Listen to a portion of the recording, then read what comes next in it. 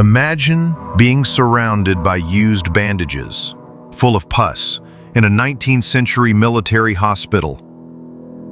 Now imagine that, without realizing it, you are about to make one of the most important discoveries in human history.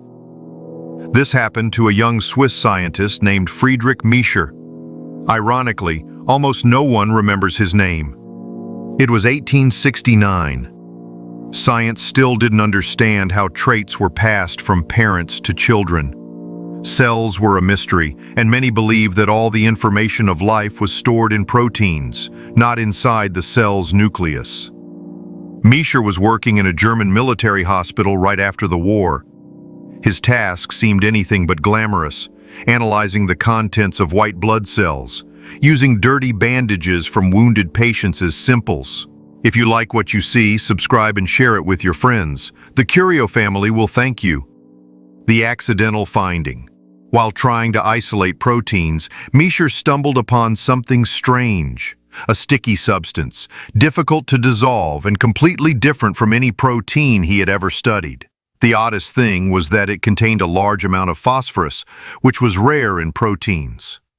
He noticed it was always located inside the cell's nucleus. He decided to call it nuclein. But here's the catch.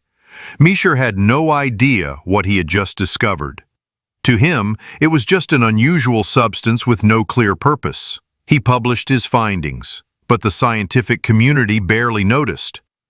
For almost 70 years, his work sat in archives.